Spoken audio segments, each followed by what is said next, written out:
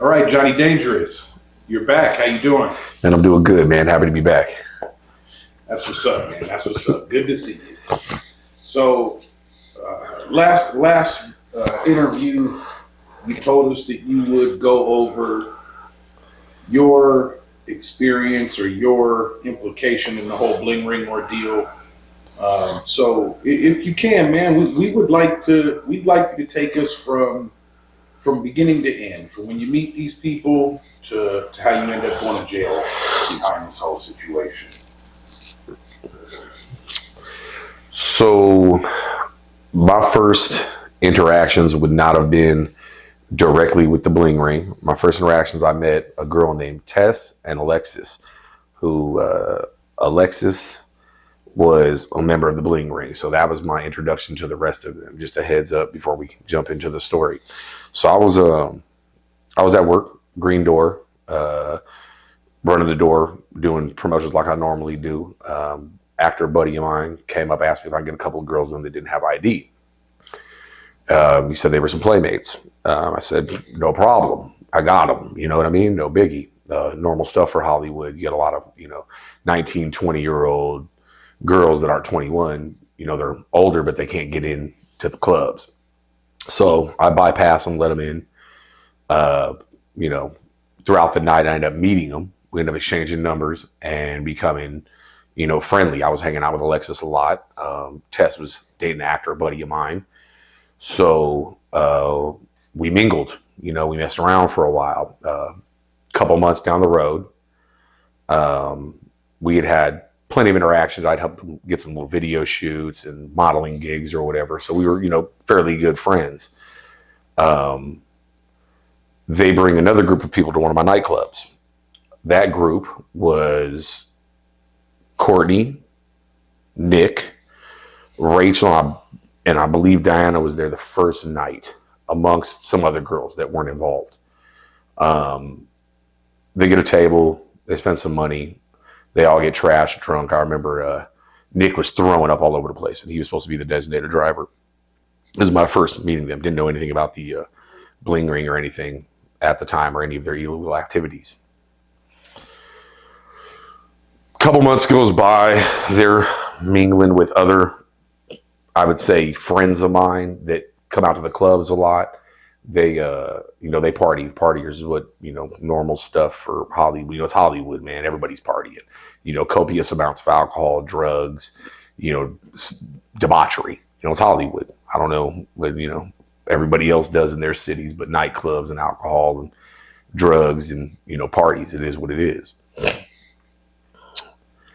They make friends with some other less than reputable people. Man, I work at the club, so I'm looked at a different way. I actually run the door. I was doing pretty well for myself. I had switched my whole life around to making, from coming from prison in the streets to actually, making money in this industry and actual, getting checks and having contracts and being able to, being someone who is somebody, not just a guy who says they can do something, but a guy who actually could do stuff. These less than desirables that I know are getting real friendly with Courtney and Nick. And Courtney and Nick show up with a bag of jewelry, which later come to find out was Paris Hilton's jewelry. I'm checking out the bag. They bring it to me because my buddies bring it to me like, hey, man, we can't do anything with this, but those are little homies, so they're who they're gonna bring it to.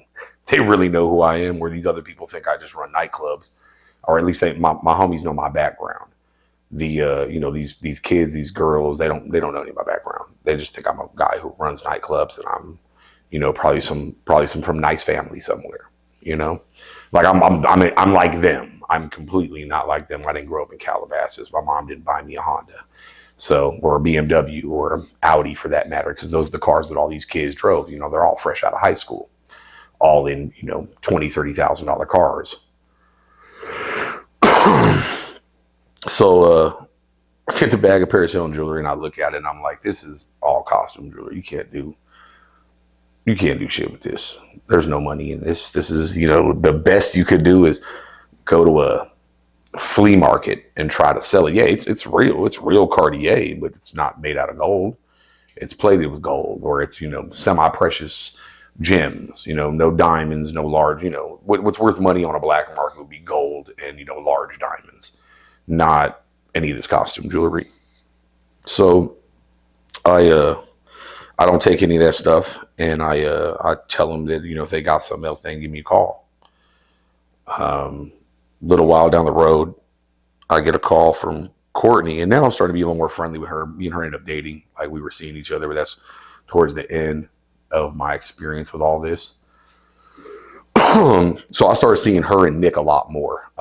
Rachel a few times, especially when it came down to negotiating for any type of monies that were being transferred for any type of goods. They were all always looking for drugs, all always just stealing some shit or looking for some drugs, really, is what they were normally doing, or at some party doing extra stuff. I've been to, I've showed up a few of these little gatherings, so I saw them in action. The second time they hit me, I believe it was Lindsay Lohan stuff. Dates, and this was a while back, so don't get me quoted. I believe the second thing that they hit that was of note was Lindsay Lohan stuff. There was a few pieces that I took from there. We did business on it, and long story short, we did business on that. Then shortly thereafter, I get a phone call. I was out to eat at the time at the Saddle Ranch, and I get a phone call, and Courtney tells me they had just hit Brian Austin Green's house. I believe they had a Rolex, and they had something heavy in a lockbox that kept banging around. They're pretty sure it was a gun. So I was like, oh, I've seen you guys and your friends in action. A gun in your guys' possession would not be the smartest thing. Somebody's probably going to get hurt, and these people shouldn't have a weapon. So against my better judgment, I went ahead and got that off their hands, and later got charged with it, in possession of it. That was one of my charges. And right, and just to state for the record, you're only talking about this stuff because everything you're talking about right now, you've actually been charged with, convicted of, went to prison for, discharged parole. Yes. And are now back just a regular free guy again. But that's how you're able to speak about these crimes freely. Is that correct? Correct. My involvement, the things that I were charged, there was a plethora of stuff. Things that I pled to were receiving stolen property, possession of a firearm by a felon, and possession of cocaine for sale. Which, I wasn't selling it, I was using it. So, whatever. That's just the way the government wanted to do that. Now, from the time you meet these kids to the time you go to prison, because you turned yourself in towards the end. Correct. Right? Okay. Right. We'll get there.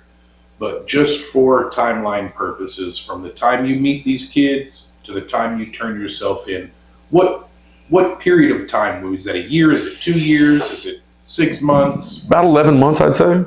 About 11 months, 10, 11 months of a relationship between when I meet Tess and Alexis, because for my birthday party, Tess was a playmate and Alexis was on board to be one. Plus they had a little TV show.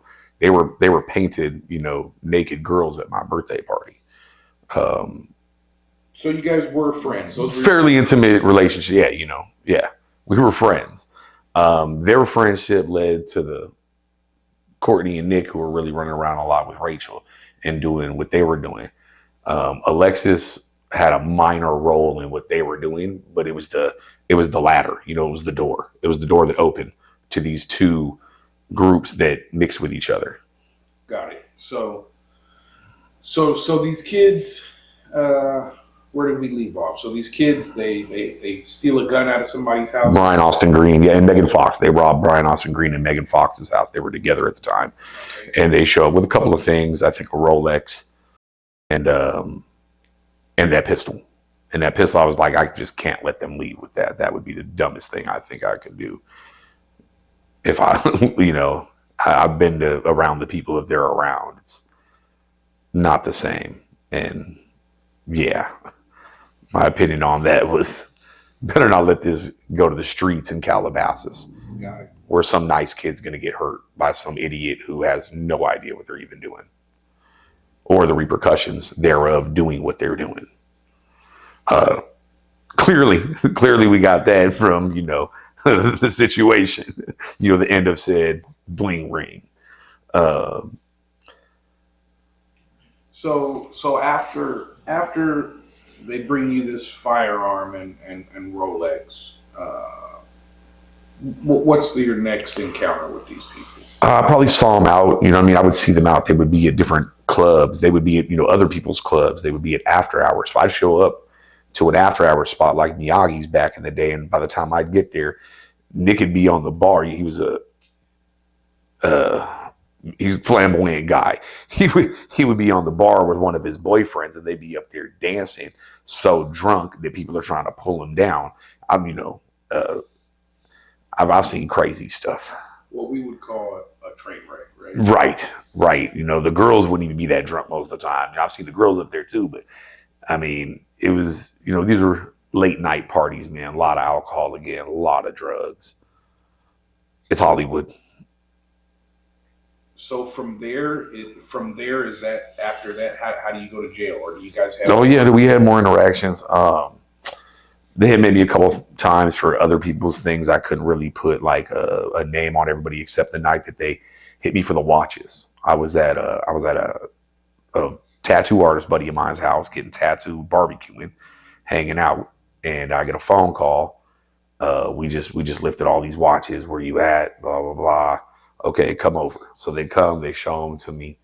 I think I bought one right then and there, and then they wanted to like take their chances and show it to other people, right? Because I wasn't offering them much, and I told them, hey, none of these are gold diamonds like these. A couple of Rolex. If a Rolex is hot, you can't really sell it. It's a hot Rolex. It's numbered like an engine block on a car. These aren't things that are easy to sell unless you're going to sell it to a collector who's just going to keep it. Like, just not going to happen. So I told them they're not worth much. What do you want from me? Next day they show back up, and I end up paying $5,000 for the whole box, which is funny because Vanity Fair did an article with the guy Nick, the snitch. He snitched on me, he snitched on the girls. Like, these are the people's roles, by the way. So Nick was the rat, the stool pigeon, whatever you want to call it. He told on me. He told on all these girls. All these girls held their mud. Like, they didn't give statements. Really? Yep. They didn't give statements, actually. The only person that gave a statement was Nick. I mean, I got all the paperwork. I know, like, when I went, how it was presented to me when I turned myself in. Well, let's get to that, I guess, after this. They'd done an article in Vanity Fair, and Nick is quoted saying that basically I ripped him off for the $5,000 on the watches.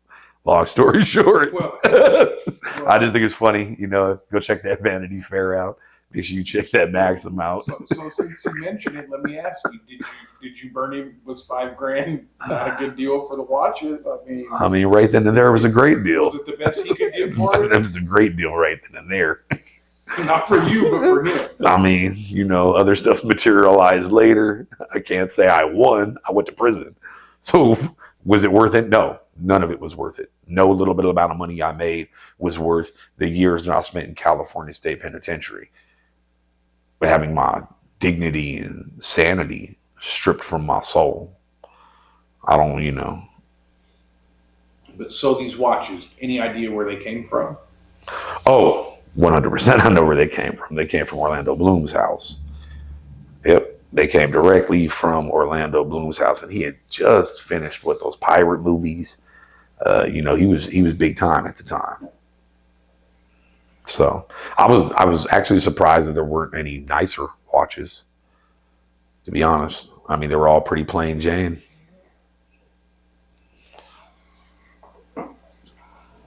And then, so what's the relationship with you and these kids at this point? Sounds like you guys. So at this point, I'm in an intimate relationship with Courtney. We're seeing each other, so I'm knowing more about what's going on, and I'm talking to her about things. I'm not so much dealing with Nick on a level because I don't really, he hangs out in a different crowd than I would. So we have our brief conversations. I see him. I've negotiated with Rachel multiple times now because whenever it comes to money, she was on top of it. like what an astute little businesswoman she was, you know. And if you can't sense the sarcasm in that, somebody's get it checked. But so I do hear her name mentioned a lot because she was a major player. Her and Nick were the ones that did all of this research. They were the ones that were infatuated with trying to be these famous people. That's why they still mainly clothes. Like these people, these kids wanted to be Paris Hilton. All right, so let's back up just a little bit. You said research. What do you mean by doing research? So Rachel and Nick were the two that were on top of everything, right? Courtney was their little hang along, and she would always be with them most of the time, as well as like other people would sub in to help them. Like Diana was there a lot. She knew how to like get into stuff. They would go online. They would watch TMZ. They would do all kinds of. I mean, I'm not an internet junkie, so I couldn't tell you exactly what they were doing, but they were definitely doing research to hit viable targets and know points of entry and how to do what they wanted to do. And they would pick specific people. That was Rachel's thing. She wanted, you know, this girl, Rachel Bilson's jacket or her purse or Lindsay Lohan's, you know, scarf or whatever the fuck it was. And they would go steal these personal people's items. You know, it wasn't like where I come from. There's nothing about personal. No bit of crime is personal. It's for one goal and one goal only, and that's most likely survival. You know, this was rich people stealing from rich people to look richer and that wanted to be famous. So their main motivation were these people's personal belongings, who they probably, I'm guessing, right, idolized. Yeah. I mean, look, I didn't. But then, how watch the movie? But even in the movie, it shows them wearing all these people's clothes. Really, from what I understand, I didn't watch the Bling Ring movie by Sofia Coppola, and if she watches this, you should have called me. I'm a huge fan of your dad. Too bad, right?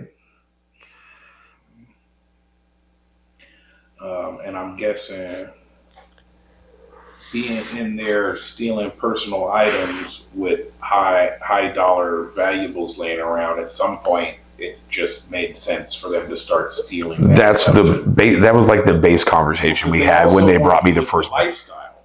So to live the lifestyle, now you need money. You got the items, but now you need some money to go out, right? You know, it's funny you say that like that, because that's pretty much the conversation I had with them when they brought me a bag of costume jewelry. I said, you know, if you're going to grab anything tangible, it would be more like this. All right. So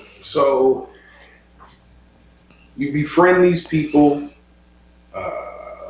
You're, I guess, acting kind of as a fence. Yeah, definitely was fencing items, but they were trying to sell to other people too.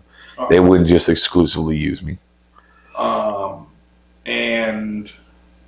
And now, how do you end up going to prison? Take me from there. Like, so you're buying stuff. Where do we go from there? Okay, yeah. Everything is everything. I'm working my nightclubs and I'm making a little bit of money helping them out, you know? And that's the way I looked at it. I'm helping these younger criminals, you know? Like, I didn't even look, man, just leaving stolen property, bro. If I had known, I wouldn't have been involved in that.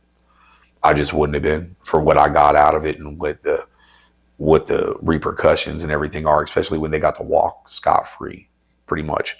The only one that did any real time was Rachel, because they knew. Like I said, he told on everybody. The person they had the most evidence on was Rachel. They didn't have evidence on these other girls. They wanted me, moving a little bit forward, when I got picked up and walked in with my lawyer, I guess we should get to that in a second. I had a relationship with Courtney, and I had left town for the weekend, and I get called because one of my friends pulled up to her house and it was being raided. So I'm in Arizona.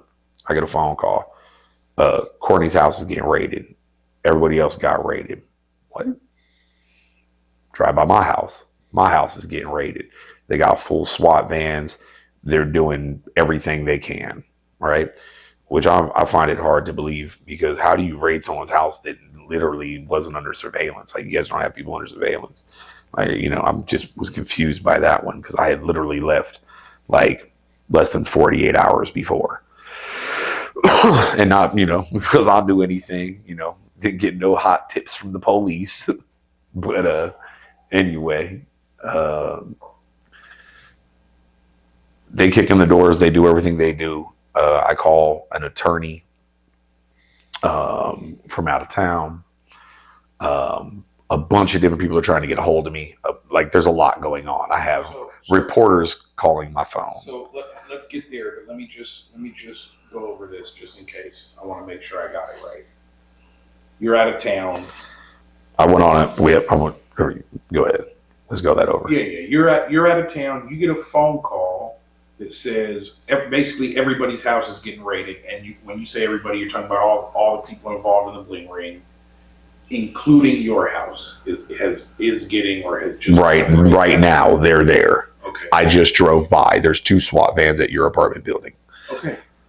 So they got Courtney in custody.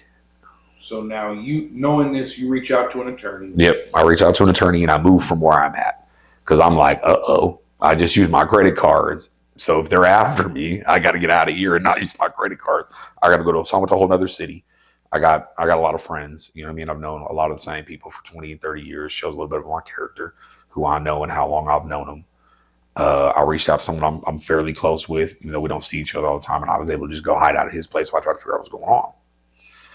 So I'm getting called. My mom's getting phone calls from reporters. I'm all over the news at home. Like I'm getting called by everybody you can think of, except the police. The police still haven't called my phone. I talked to my lawyer. My lawyer tells me, well, they got you on the news. I mean, there's warrants, but what do you want to do? Right now, they don't know where you're at. You don't have to tell them where you're at, etc. I said, right. Okay, cool. Within the next 24, 48 hours, they all bail out. Everybody bails out. Courtney, Alexis, Rachel, everybody bails out. And I'm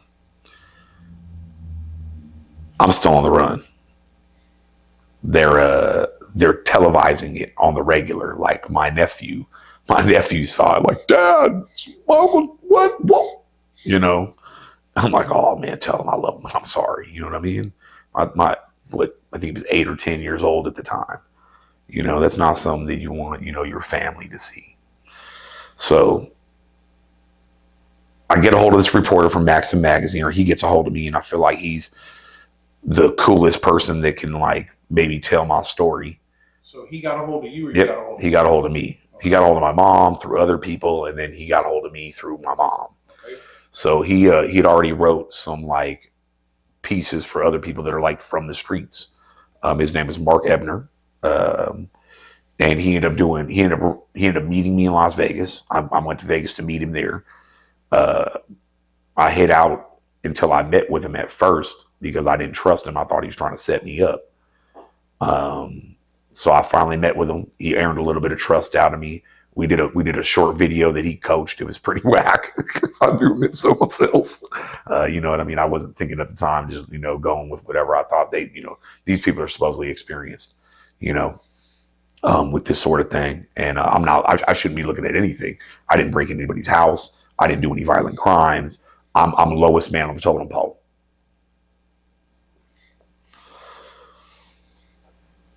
Come to find out, I guess not, right? Because I did more time than anybody. I mean, I did more time than Rachel, and Rachel got, some time. Nick, because he snitched, didn't get any time, and the other girls didn't get any time. And then I guess whoever they had involved in the first Paris Hilton burglary that he told on another dude, I don't know if he got time or not. I know it was minimal. And he actually did a burglary. That's the crazy part. How I end up with more time, again, don't know. Besides keeping my fucking mouth shut and laughing at the police when they tell me what they told me. He brings me out. At this time, we do the video. He tells me we're going to go back to LA, turn you in, do all this stuff. So we plan all this stuff, and I'm in contact with my lawyer during this whole thing. Maxim pays for my hotel rooms. They're buying me food. Didn't pay me for the article, and probably should have. Especially the way that they changed things and made me look I would say a little, thuggish, ruggish, even though I might be, but I still have a little more sense than that, and I can articulate a word or two. Um, And for those who don't know, Maxim magazine was a really big publication. It was a very popular magazine. they used to do Gangster of the Month every month. There was a lot of people, that's what I got. That's the article I got, Gangster of the Month.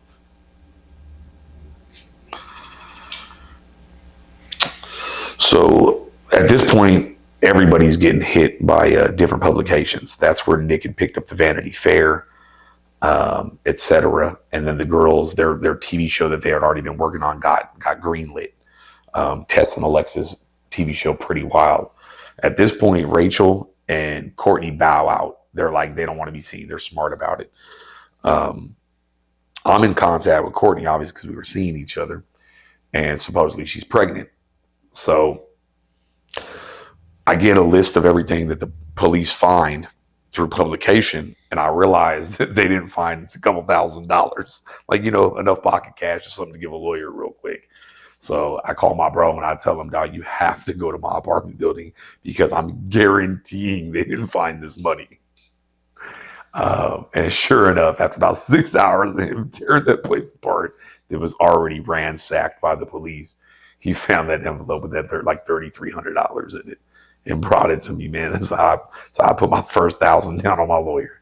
Crazy story though, right? Real part to have good, solid people in your life that that you would do anything for, and it's vice versa.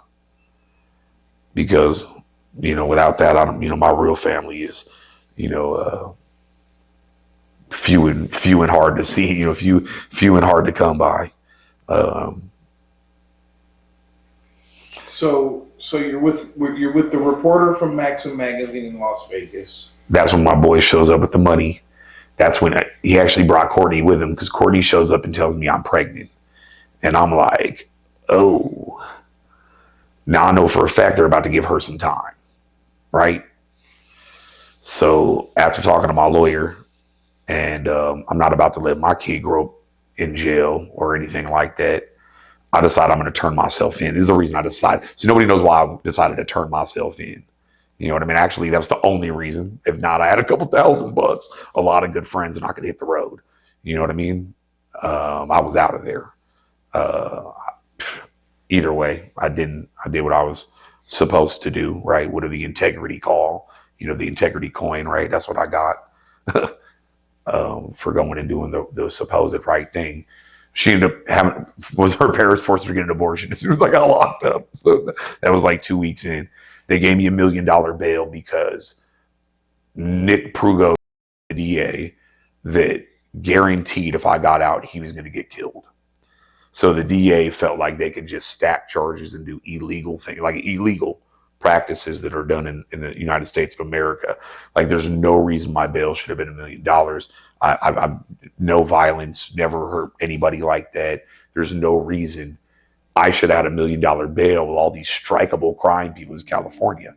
Mind you, every house they broke into was a strike. Because residential burglary is a strike. Is basically considered a violent crime, yes, because of the potential for violence should somebody actually end up being on. 100%.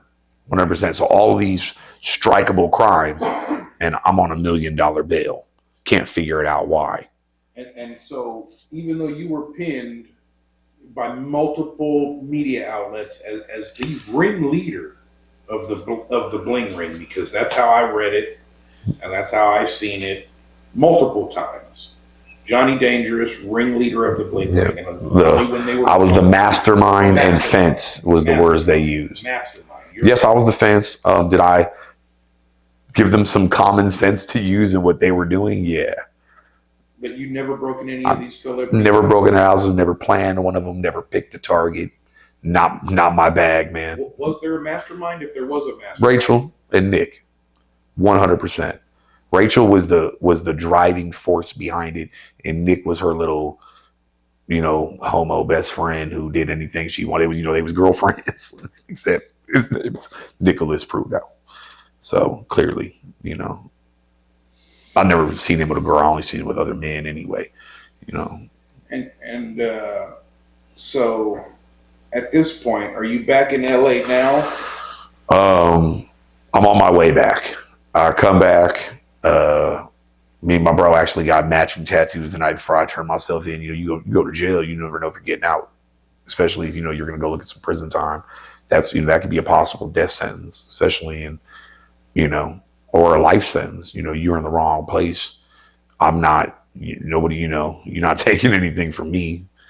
So in prison, you got to act like an animal with the animals. In California, it's known that a small sentence can end up. You're not guaranteed. 3 years could be 20 easily, real quick, real fast. So you mentioned getting a tattoo. You had also mentioned something else to me very interesting about the tattoo. Well, one, who paid for it, and two, I think Maxim actually paid for that. They paid rest in peace Isaiah Negretti, Boo Boo, real famous dude. Rest in peace, love to death, good bro. Good when everybody else was scared to show up. Boo Boo showed up, man. Shout out to Shamrock Tattoo, Mark Mahoney, and Isaiah's dad, man, Freddie Negretti. Because you're on the run. Yeah, I'm on the run. Isaiah's the only one to pull up. Boo Boo's the only one gangster enough to pull up. And I know a lot of gangsters. I'm from the streets. I mean, I know gang members. I'm involved in this life. So you're on the run. Maxim magazine telling me, and so you're back in LA, mm-hmm. and you contact this dude to come right. do a tattoo on you before you turn. Right. Yeah, Guns N' Roses, man, we rock. Inside joke. Now the world gonna know if they ever see that tattoo on anybody else. So you're back in LA. You're with Maxim Magazine. Are they still paying for your room and board? Yeah, they were paying grabbing my hotel room because I was on the run. I was hiding out. I didn't go home. That wasn't my place was tossed upside down. I'm sure police were watching it on some kind of level. I never saw it. I don't know what happened. I went to jail. I did not get out of jail. Even at my multiple bail hearings, the lowest they got my bail was to $490,000, and they had stacked all my charges, which is illegal. And they charged me with 15 different things just to try to put the book on me because this is what they wanted. Back to that part, right? So now I'm in jail. I turned myself in. Police are talking to me, and I told them politely to go fuck themselves. My lawyer was like, "Man, come on." And I'm like, they can, we know what time it is. You guys have been aggressively doing all this extra stuff when you could have easily called my phone. So, moving forward, they take me into custody. They book me. They give me the $1 million bail. I'm there for I'd say about 48 hours. When I ran nightclubs in Hollywood, so I was friendly with a lot of street officers. One of them, who I knew very well, pulled me out. I was in Hollywood precinct holding tanks for almost 3 days. It was my second day there. This officer comes, pulls me out. I know him by name. And he's like, "Man, Johnny, bro, man, I could have helped you, but why didn't you call me instead of just showing up?" And I'm like, "Man, Jerry, I couldn't help you do anything. But we're cool, man. I respect you. I respect what you do. You've helped me with a lot of drunken fights. You've helped me with girls that had alcohol poisoning. You helped me get ambulances, and you helped me save people that were sick and were drugged at a nightclub. And that's how I know you. Don't think I'm going to come to you about some illegal business, you know what I mean, that I might or might not be involved in." So we talked briefly. He said, "Look, man, I just want to let you know the detective's about to come pull you up out of here. Just giving you the heads up, man." And I said, "Thanks." And he left. Saw him again years later after I got out, man, at Gus's famous fried chicken. Actually, he walked in. I'm like, "Whoa." And I'm like, "Man, how are you?" So we got to chop it up, man. Good dude. Good, solid officer, man. Does his job. So you're in jail. How much time do you get for these crimes? I got sentenced to, I think, 3.5 years. Did 2 and change on it. And what was everybody else's sentence like? I think Rachel got 4 with halftime. Nick got some county time, and Alexis and Courtney didn't get any time, and Roy got minimal time, and I think Diana got no time. These are all the people named that I know of in the indictments in the pickup. And now Netflix, is it Netflix that just did I think HBO just did a special on Rachel. She got what she wanted. But somebody just did a multi-part series on the Bling Ring case, right? I haven't seen that one yet, man. So, and I haven't seen them all, just to be honest. I can't reference that one like that. I know that they contacted me and they wanted to spend their money elsewhere, and I wasn't, I wasn't going for the regular. So they contacted you for your side of the story. Yeah. And you didn't feel like sharing it with them was you guys couldn't come to we could not come to an agreement. They waited last minute, and then they just changed things around and wanted a lot out of me for very little. And I was like, why don't we just do this and I'll designate my whole day to you? And they didn't like that. They wanted to do what they wanted to do. And then I just said, well, I guess you don't need me then. If you want to hear the truth from someone who, unbridled, I'm not holding any real punches. And the story that you guys are being told is a story from the perspective of the people that really did some bullshit that all wanted to be famous. Well, if you think about it, everybody did get their 5 minutes at least, right? Right. I'm infamous as can be now. Couldn't get a job to save my life. I knew that getting out. Any human resource person that's going to Google my name, Jonathan H., it's over. Yep. Yeah, with a nickname like Johnny Dangerous, I guess. Doesn't sound like a safe hire. I'm a fairly nice guy most of the time. You've always been polite to me. You're a gentleman. Yeah, I can do security. There's another side to it. Not anymore, man. I'm an old man. I've been shot, stabbed, blown up. So. Yeah, can you talk about any of that stuff? I can. We can do that all another time, man. We got, we're building a relationship, me and you. The darker side. All right, Johnny. Well, look, man, is there anything that you would like to say before we end this? About a life of crime? About anything, man. Man, there's so much to say. I can talk for days, probably. Well, tell me this, then. Tell me this. What's the number one lesson life's taught you?